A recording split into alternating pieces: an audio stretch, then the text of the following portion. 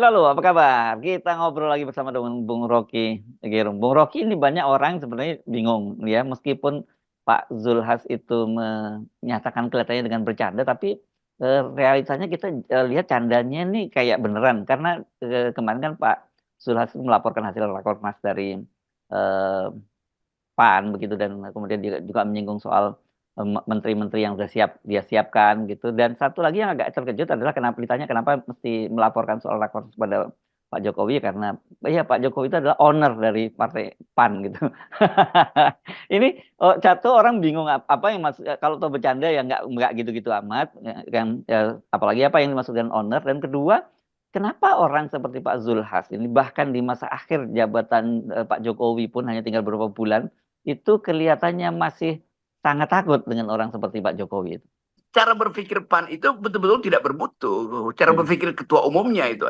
Hmm. Kan bagaimana mungkin PAN itu CEO-nya walaupun dalam bercanda kan itu terbit dari moral ketakutan yang Hmm. kemudian diselundupkan lewat bercanda itu. Hmm. Jadi dia mesti ucapkan bahwa PAN ini sebetulnya sama dengan Gerindra sudah disiapkan oleh Jokowi supaya lolos dari sprindik, dari masalah-masalah yang sebetulnya di dalam PAN sendiri ada aja kasus-kasus yang disimpan oleh Jokowi sehingga membujuk Jokowi jadi CEO dari PAN.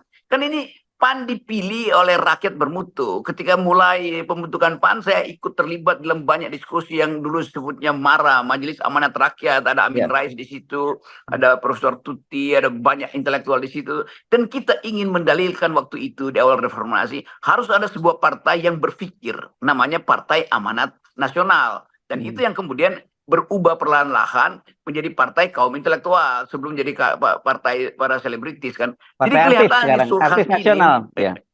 ya Partai artis partai nasional artis sekarang. nasional. Ya, ya.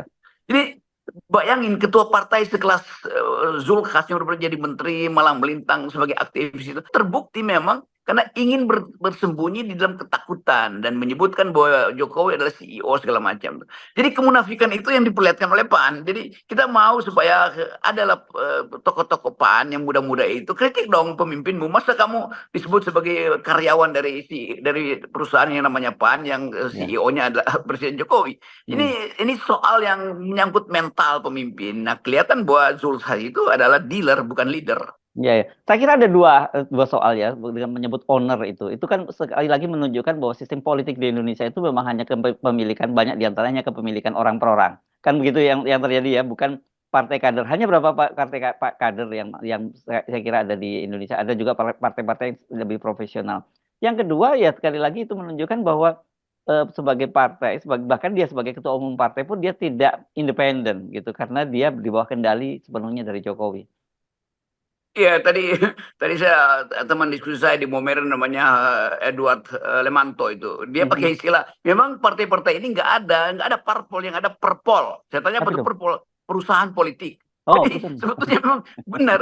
Jadi partai itu jadi perusahaan politik dan buruhnya itu adalah karyawan dari perusahaan itu sehingga Hmm. tidak ada sistem demokrasi di situ. Yang ada hierarki. Itu yang dimaksudkan oleh Saudara Zulhas. Bahwa PAN itu adalah perusahaan politik. Dia cuma manajer, ada ownernya, namanya Jokowi kan. Kan begitu cara berpikirnya. Jadi Hmm.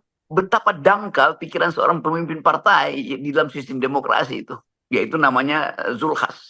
Ya, ya. Dan saya kira kita mesti berharap harusnya di era Prabowo tidak, hal-hal semacam ini tidak terulang lagi ya, Bung Rocky. Walaupun tanda-tandanya, kalau dalam kasus seperti Zulhas dan Pak Jokowi ini kan ini yang menyatakan adalah Zulhasnya gitu, bukan Pak Jokowinya gitu ya. Artinya ada satu, yang satunya ingin menguasai, yang satu ingin menghamba kan sebenarnya. Ini penghambaan ini. Jadi kalau ditanya kenapa Zulhas mau menghamba, ya karena dia memang hamba. Kan itu dasarnya Hmm. kan. Ya kalau hamba ngapain jadi partai putih, ngapain masuk dalam kompetisi yang tidak memerlukan penghambaan. Kan demokrasi itu adalah kemuliaan orang yang ingin memimpin, bukan orang yang ingin menghamba. Jadi dari segi mental udah tahu itu udah ini apa sih PAN itu yang membusuk ya akhirnya orang anggap ya udah itu sebetulnya memang gak ada isinya itu zong PAN itu tuh. Jadi Hmm. dari awal kita sebetulnya di ujung pemerintahan Pak Jokowi justru timbul perilaku perilaku otentik dari ketua-ketua partai itu kita dapat sekarang. Ya Ya, PAN itu ya udah PAN itu bukan pemimpin, dia cuma manajer dari ya, sebuah perusahaan ya, politik, karena owner perpol ya. namanya itu. Ya, ada Iya, iya ownernya. kan dia pada honor. Itu Ya. aja. Jadi ada ownernya tuh, dan ownernya itu ada presiden. Padahal ownernya adalah rakyat. Kan PAN itu dipilih oleh rakyat untuk dapat elektabilitas jadi legislator. Sekarang dia bilang enggak, rakyat itu bukan ownernya PAN, ownernya adalah Jokowi. Ini betul-betul ya apa ya, ya kedunguan aja, nggak bisa saya rebus-rebuskan dengan cara lain. Iya, iya, iya, iya. Nah, oke, kita lanjutkan ya dengan soal yang keanehan-keanehan yang ada. Jadi topiknya seperti itulah kira-kira, karena tiba-tiba ada seorang ketua umum partai nyebut bahwa presiden itu adalah owner partainya, itu kan juga satu hal yang ajaib gitu. Kemudian ini juga ada perkembangan terbaru di KPU juga, dan saya kira sebenarnya kalau ngomongin KPU sebenarnya kita nggak perlu terkejut lagi. Ini yang sedang ramai sekali adalah soal berkaitan dengan pilkada, Bung Rocky, karena sekarang ini ketua KPU itu menyatakan bahwa eh, mereka-mereka ini kan banyak sekali calon legislatif yang sudah terpilih dan kemudian mereka juga akan maju pilkada. Kata dia tidak akan kehilangan haknya dilantik menjadi menjadi anggota DPR kalau nanti dia kalah dalam pilkada selama dia belum dilantik gitu. Nantinya nyusul. Jadi kan bayangkan Bung Rocky, ini kan mereka akan dilantik pada bulan Oktober, sementara nanti pilkadanya itu baru November. Ya, jadi artinya mereka nunggu dulu. Nggak dilantik dulu, baru nanti kalau kalah mereka balik ke sana, tapi kalau menang ya akan diganti antar waktu. Sama keterangan ketua KPU sama dan sebangun dengan kedunguan para politisi kan. Ya, ya, Jadi ya. rakyat memilih seseorang untuk jadi legislator, artinya dia dipilih untuk membuat undang-undang. Undang-undang itu harus dijalankan oleh si kepala pemerintahan nanti. Ya. Entah dia bupati, wali kota, atau gubernur. Sekarang orang yang sama mendua di situ. Dia dipilih sebagai legislator, tapi dia juga mendaftar untuk jadi eksekutif kan. Jadi bagaimana rakyat dianggap sebagai oke, rakyat tunggu saya aja, saya akan pilih saya mau jadi legislator atau saya jadi eksekutif. Jadi kacau di situ. Mestinya KPU punya semacam threshold berpikir bahwa kalau Anda sudah dipilih oleh rakyat dan Anda inginkan jadi legislator, jangan Anda bermimpi jadi eksekutif juga. Karena Anda akan keluarin amplop berkali-kali lagi, di ujungnya Anda pilih itu. Jadi benar-benar kedunguan itu jadi masif di ujung era Pak Jokowi. Benar, itu sebagai institusi, siapa namanya tuh ketua KPU itu yang iya, Hasim itu yang seharusnya juga terpelajar, tapi dia pamerkan kedunguannya itu. Kan dia sebetulnya ditipu oleh ambisi dari ketua-ketua partai yang ingin menunda kesempatan dilantik sebagai wakil rakyat, karena dia tidak mau jadi wakil rakyat, dia mau langsung jadi pemimpin eksekutif tuh. Jadi bayangkan misalnya KPU dalam kelas yang sama dengan Sulhas, yang menganggap bahwa ya kalau begitu KPU tunggu aja perintah Jokowi. Kalau Jokowi bilang itu si anggota legislatif itu jangan dilantik dulu karena itu saya lebih perlu dia jadi kepala daerah di tempat yang sama itu. Bahkan KPU bilang oke, kami akan nggak lantik karena. Jadi KPU juga tidak dimiliki oleh demokrasi tapi dimiliki oleh presiden. Padahal KPU itu diselenggarakan untuk menapis kemungkinan jebakan presiden. Akhirnya dia jadi peralatan presiden juga. Jadi KPU ownernya juga ada presiden, bukan rakyat yang memilih. Ya, kayak istilah owner itu loh. Itu Pak lagi. Ya, ini memang nggak masuk akal penjelasan dari ketua KPU. Dia menyatakan selama dia belum dilantik itu jadi dia bisa kembali lagi kalau dia kalah nanti, dan artinya dan kemudian tidak ada masalah untuk pelantikan susulan. Jadi artinya seperti Anda katakan tadi, rakyat itu kan memilih dia sebagai wakil rakyat, dan kemudian dia menyatakan nanti dulu ya, gua nggak jadi wakil lu kalau gua jadi kepala daerah kan. Dan kemudian yang menggantikan adalah figur berikutnya yang jelas dia tidak mendapat mandat dari rakyat seperti yang digantikan kan gitu. Itu keterangan memang ya kan dia belum wakil rakyat, belum dilantik, ya tunggu aja. Bisa ditunda kalau dia ketua jadi eksekutif kepala daerah, ya mungkin dia pilih itu. Memang belum dilantik secara ofisial, tapi kan pemilihan sudah selesai. Kan angkanya udah keluar bahwa dia dapat 48%, dia dapat 3 juta suara, yang ini dapat 17. Jadi apa artinya pemilihan umum kalau istilah belum dilantik itu ditanggalkan hanya karena kepentingan seseorang atau beberapa orang yang diperlukan oleh presiden untuk jadi wali kota, jadi gubernur, jadi daripada jadi anggota DPR.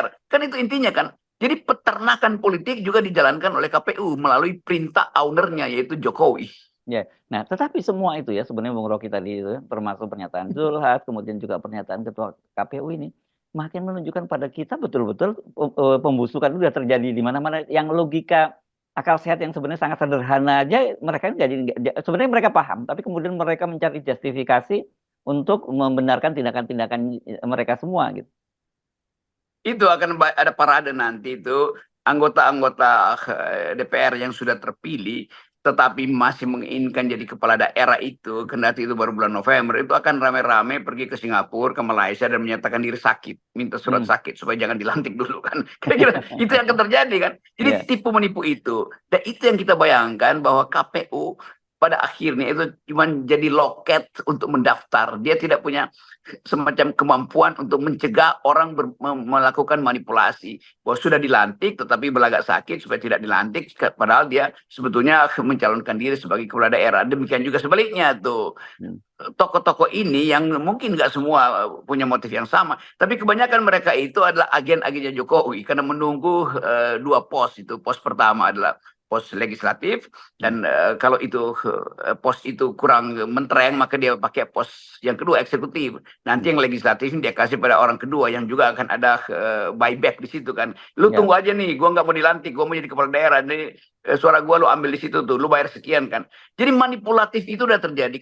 Korupsi itu ada di dalam pikiran dari para politisi. Ya, tapi saya kira nggak perlu tadi pakai alasan sakit karena ini sudah ada pernyataan dari Ketua KPU yang menyatakan boleh gitu ya. Selama dia belum dilantik, dia masih boleh kembali. Kalau dia kalah ikut pilkada dia kembali ke legislatif. Tapi kalau dia menang ya orang berikutnya yang akan menduduki posisinya itu. Ini tukar tambah di antara dua calon tuh. Si calon ini adalah calo, KPU juga ada calo. Kan ini transaksi antar calo kan. Ketua KPU jadi calo untuk melayani calo yang ingin main dua di situ kan. Dibayangkan misalnya institusi politik kita itu betul-betul membusuk dan ya saya senang-senang aja pembusukan itu kan. Supaya terlihat sempurna ada pembusukan dan pembusukan itu akan mempercepat tumbuhnya pikiran-pikiran baru. Yes, oke, baik. Terima kasih, Bung Rocky. Anda harus menyemai terus seluruh Indonesia ya, akal sehat. Yap.